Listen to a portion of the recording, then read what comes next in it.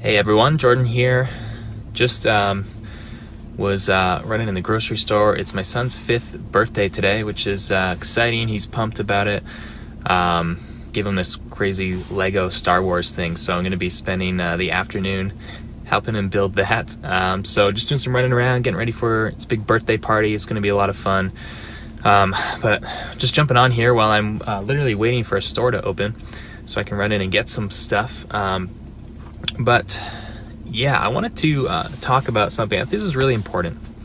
I know that a lot of you who follow this page, maybe this is you, maybe it's not, but I know a lot of people are very serious about this, right? You're very passionate about recording, mixing, engineering, making records, and you want to do this for a living. You know, that was my dream. And I think it's for a lot of you, it's your dream too. If it is, just hit me on a comment below and say, yep, that's me.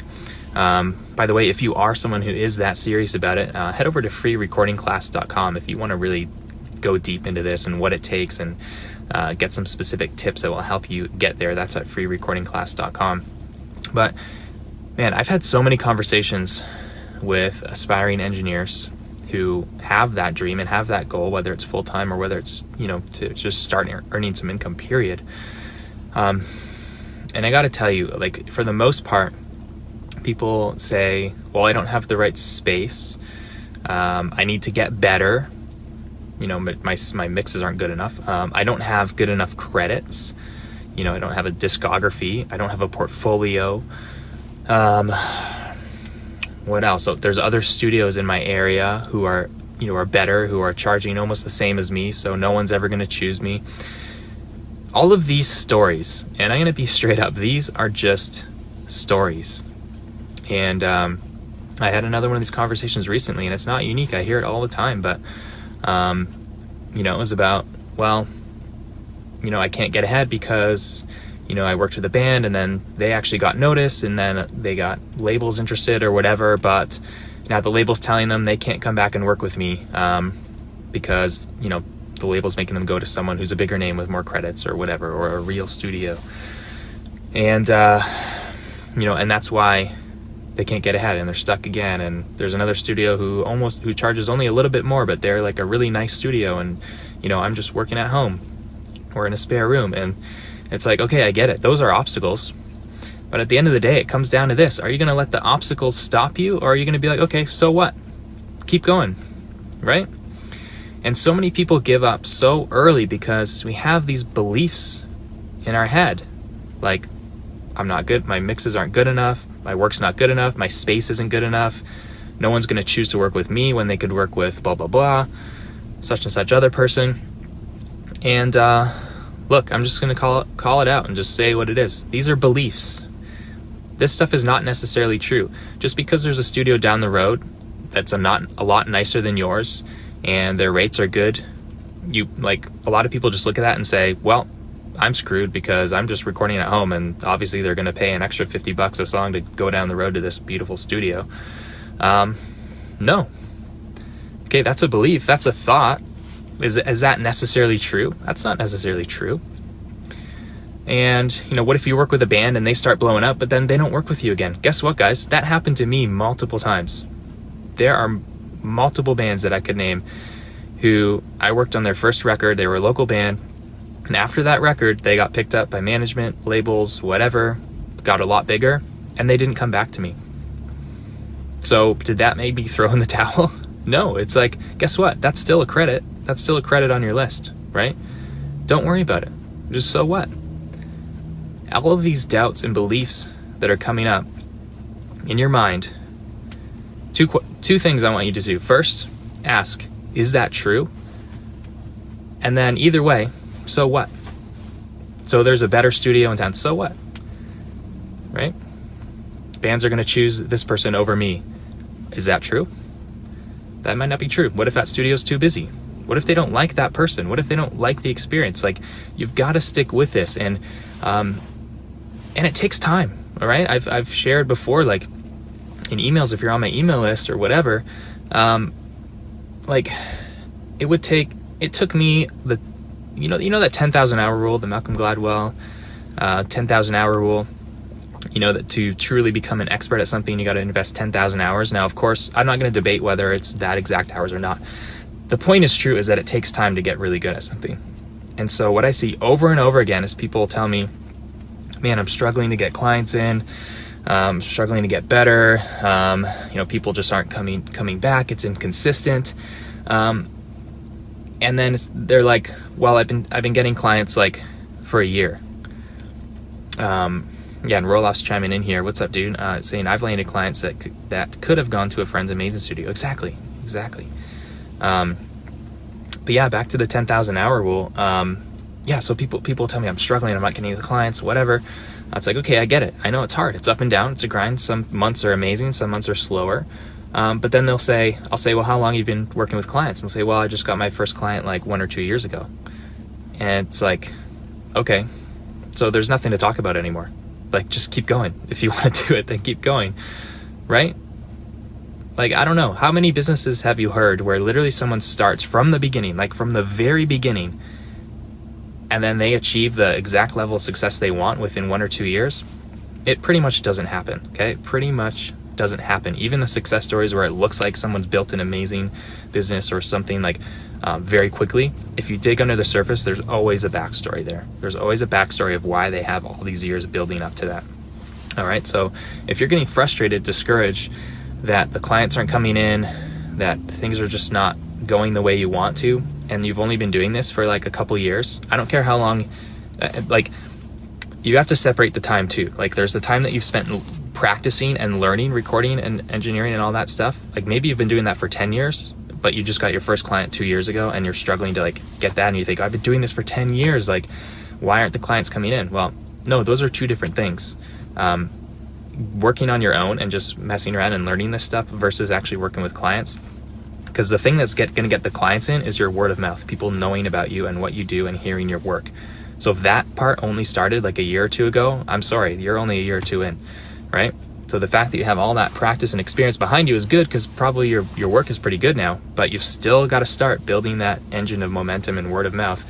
And let me tell you, you want to increase your chances of success? Just stick with it longer. I can't tell you how many people I've seen bail out of this after 1 or 2 years of, grinding and hustling a little bit, and they just quit. It's like, I'm not full-time yet. I'm not getting clients lined up. I'm not making 50K a year yet. So, screw it. It's too hard. Well, that's actually good news for you guys, because you know what? 95% of people are going to do that. So, man, really simple way. Forget the quality of your work. Forget all the external things. If you can just try longer than most other people, which is not that hard because most people give up after a couple of years, then you're going to have a twice as good chance of success as everyone else, right? By the way, if you want to go deeper in this stuff, if you're someone who wants to earn a living as a producer, engineer, or at least a part-time side income, or at least be able to like do this at a high level, at an elite level, people will be happy to pay you for it. And I think you'll like the free class I've got at freerecordingclass.com. We're going to dive into some really crucial tips for not only your career, but also just hands-on stuff with mixing, editing, and recording. freerecordingclass.com. Check out when the next session is. But just to wrap this up, guys, I got to keep running errands for my kid's birthday here. It's an exciting day. But I just got fired up about this because, this particular conversation I had, and again, this is not unique. This conversation I had yesterday, I've had this conversation with dozens of people before. But I just got to call it out, man. It's like, first of all, this person I was talking to, he was naming all these successes. He said, well, I've already in the last 4 months, I've already booked more work than I have in the past, that I did all of last year. Yet in the same conversation, he's telling me why he's just struggling and the clients are coming in and it's not working out, and he's been doing this for so long. He's been doing this for 12 years, yet it's still not happening. I said, oh wow, 12 years. Like how long have you been working with clients? Oh, 2 years. So you got 2 years. 2 years. You're already making more in the last 4 months than you did last year. You just got a great credit to your discography because you worked on that record and then it got picked up by local media and labels are interested in that band. So what if they're not coming back to you next time? Who cares? That's still a credit on your record. Take it, run with it. Man, you just got to, the commitment has to be there. Any business you're in, the commitment has to be there. All right. So remember, all of these things that are these doubts in your mind, again, it could be, well, there's nicer studios down the road. Well, so-and-so's got better work and they're charging less. I just mix out of my basement or my bedroom and no one's going to come because of that. Or this band's not coming back to me even though I helped them so much. Or blah, blah, blah, blah, blah, blah, blah. Just two things. One, is that true? Chances are you're going to discover that almost everything you're telling yourself is just a belief, and it's actually those beliefs that are holding you back. The good thing about beliefs is that they're just beliefs and you can change them, and almost everything is just a belief. So just ask yourself, is this true? And what evidence could there be that it's not true? Well, for example, if you're saying, no one is going to, no one's going to choose me because they're going to go to this other studio that's nicer, or this guy's better, or whatever. So is there any evidence that that's not true? I mean, for this person I was talking to, there's tons of evidence because he's already booked a bunch of work. So that is clearly not true. And I don't know, these beliefs, they have such a hold on us. And, I'm not exempt from this. I deal with this all the time too. But you just got to learn to question those things. Like, oh, is that actually true? And then chances are you can find a bunch of reasons that actually prove that that is not true. And then regardless, man, even if you come to the conclusion that, yeah, maybe it is true, you're like, so what? Are you going to quit or are you not? I could go on for a while, I think, but I'll leave it at that. I think I got the point across. So it comes down to how committed are you? How committed are you? Will you stick in this longer than the average person who's in and out, jumping from thing to thing to thing? Are you gonna put in the time and the effort to get to that 10,000 hours? Or are you just gonna expect everything to be handed to you on a silver platter? That's the question. What's your commitment level? And if you'll stick with it, if you'll put in that time, if you'll be willing to be that committed, if you'll question all of the beliefs and stories that are in your head stopping you from doing anything. By the way, a lot of people have the story of, my stuff needs to sound better before I work with clients. Is that true? No, of course that's not true. There's probably actually more bands and artists in your area who don't want to pay a ton of money for recording, who just want a rough demo, who just want to hear their songs back recorded, who have never done that before, and that's all they want. And and you're thinking that you've got to wait till you can charge $500 a song before you can even start? No, it's not true. Even if you just started getting into this and you're just learning it, guess what? You have the knowledge and the tools and the gear to provide a service that other people can't provide for themselves. Whether it's a band of 14-year-old kids and they want to spend $200 and come in on a weekend and record a rough demo, they're not looking for label quality release. Like you gotta find the clients who are at your current level and work with them. There's this whole belief of like you've got to get to a certain level before you're ever going to be able to charge someone. It's not true. There are people who will pay for what you've got at your current level. All right. So again, that's just another belief that is just total BS. And this is the stuff that's keeping you guys back. All right. This is the stuff that is keeping you back. And I've seen it over and over, dozens of different conversations I've had. I was just thinking about it this morning, and I want you guys to succeed. So, this is the stuff that you've got to get past. It's all the mental junk, right? Literally, man, whether it's on my online business or my experience in the studio working with bands, it's like at every single level, even when you get super successful, you'll want to go to the next level, and there's going to be a belief that's holding you back there. So it doesn't matter where you're at. This is going to stay with you. But it's learning that skill of questioning your beliefs and acting anyway. All right? So be committed, question those beliefs. If you want to get really serious about this, sit down and write down what your beliefs are and why they might not be true. And then just tell yourself, so what? Right? All right, I got to sign off. Got to run some errands, get ready for this birthday party today.